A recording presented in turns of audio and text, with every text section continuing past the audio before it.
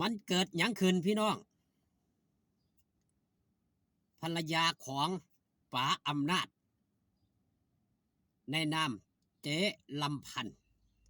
ออกมาโพสต์ถึงหลาดน้อยอุ๋งอิงแบบนี้ครับโพสต์แบบใดนั้นก่อนอื่นขอกล่าวคำว่าสวัสดีครับผมสวัสดีพี่น้องครับป้องปายมิตรหมอแคนแฟนหมอลำยินดีต้อนรับเข้าสู่ช่องไทยซีเกตชาแนลคลิปนี้สมาว่าฮอดจอดถึงครับเจ๊ลำพันธ์เหลาหยงหรือว่าป้าลำพันธ์ของหลาดน้อยอุ๋งอิงสีภรรยาของป๋าอำนาจพี่ชายบอสโจหรือว่าพ่อโจหลาดน้อยอุ๋งอิงครับเมื่อ1 ชั่วโมงเห็นจะได้ออกมาโพสต์ถึงหลาดน้อยอุ๋งอิงแบบนี้ครับความรับผิดชอบสูงความกตัญญูเป็นเลิศคนหักคนหอมอ่อนน้อมถ่อมตนเป็นที่รักของทุกคนจำไว้เด้อลิยาเด้อดูพี่อุ๋งอิงเป็นตัวอย่างนะลูกคนสิเจริญไปหน้าแฮชแท็กอุ๋งอิงเพชรบ้านแพงขึ้นซื้อว่าเจลำพันธ์หรือว่าป่าลำพันธ์นี่เจ้าของแบรนด์ปลาร้าปากแดงผลิตภัณฑ์ที่เพิ่นเฮ็ดที่เพิ่นอันนี้เนาะก็มีชื่อเสียงพอสมควรคันบ่อึดอัดหรืออัดอั้นตันใจอีหยังเพิ่นสิบ่โพสต์อีหยังง่ายๆครับสำหรับป่าลำพันธ์ของหลาดน้อยอุ๋งอิงเราได้ออกมาเปิดเผยความในใจในครั้งแรก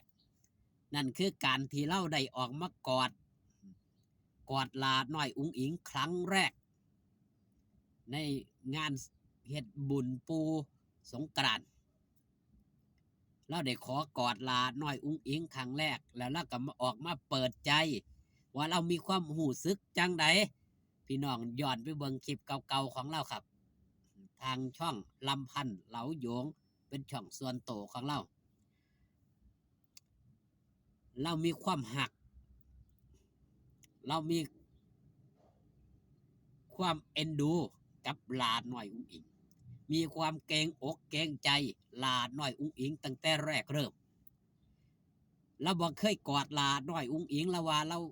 มีแต่พานกันซื่อๆมีแต่ทักทายกันซื่อๆพ่อได้มาสัมผัสแล้วว่าเราหูซึกถึงความอบอุ่น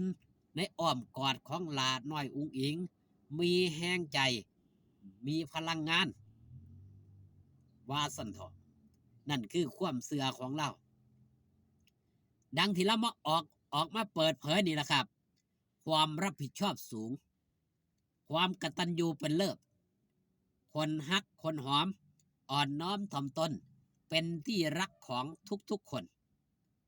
แล้วก็บอกลูกเราเนาะน้องลียาจำไว้เด้อลียาเด้อเอาหลาน้อยอุ้งอิงเอาเอื้อยอุ้งอิงเป็นตัวอย่างสิเจริญไปนะ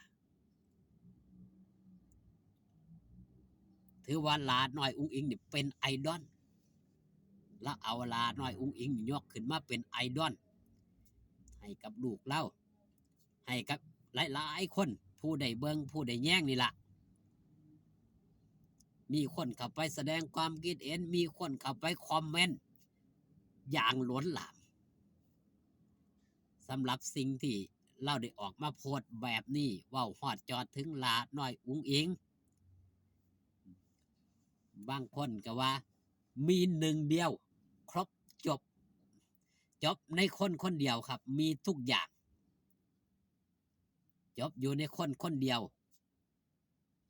หาได้ยากถือว่าเป็นผู้หนึ่งผู้เดียวที่รับจบบ่ว่าจะเป็นคุณงามความดีบ่ว่าจะเป็นความกตัญญูบ่ว่าจะเป็นความอ่อนน้อมถ่อมตนอุปนิสัยใจคอเป็นเลิศว่าง่ายๆครับเลิศในทุกอย่างในตนในตัวหลาน้อยอุ้งอิงถือว่าเราได้ออกมาปลดปล่อยความในใจ ออกมาปลดปล่อยความรู้สึกอธิบายให้กับหลายๆคนได้ว่าเอาตัวอย่างของหลาน้อยอุ้งอิงนี่ละเบิ่งเอาเฮ็ดจังไดจังสิมีคนฮักเฮ็ดจังไดจังสิมีคนหอมบ่มีท้อบ่มีถอยมีแต่สู่อย่างเดียวเราก็ยังได้มาคอมเมนต์ว่าสู่คักแม่เจ็บแม่ป่วยขนาดเจ็บไข้ได้ป่วยก็ยังครับยังขึ้นเวที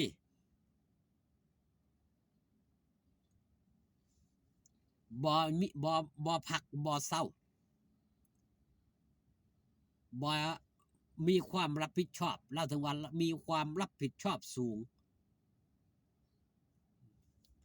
แต่ก่อนเฮาก็สิได้เห็นเนาะผู้เป็นสามีของเพิ่นคือหมู่เฮาเจ้าค่อยฮู้จักในนามป๋าอำนาจก็บ่ค่อยมาใกล้ชิดหลานเด้ฮักหลานอยู่แต่บ่ค่อยมาใกล้ชิดแต่กี้เราก็บ่ค่อยออกกล้องแต่ณปัจจุบันเราสู่กล้องเราฮู้จักเว้าเห็นบ่ครับหลาน้อยอุ๋งอิงนี่เข้ามาเฮ็ดให้มีอิหยังเปลี่ยนแปลงในหลายด้านครับผมก็หาคอมเมนต์บ่ได้เนาะครับเนาะเน็ตบ่ค่อยดีพี่น้องเอ้ย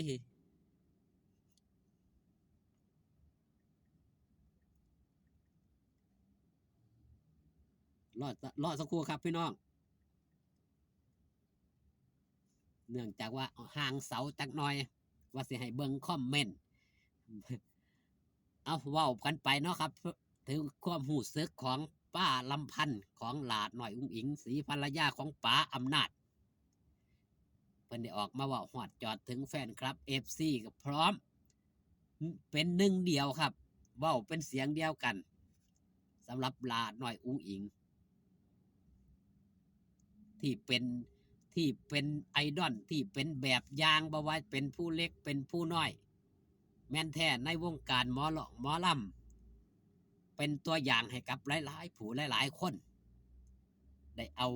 อาลาน้อยอุ้งอิงนี่ยกขึ้นมาเป็นไอดอลนำพาชีวิต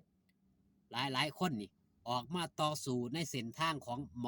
อลำตั้งแต่อายุยังน้อยๆนี่คือไอดอลตัวจริงคนแรกของวงการหมอลำที่เขามาเฮ็ดให้วงการหมอลำนี่กระพือ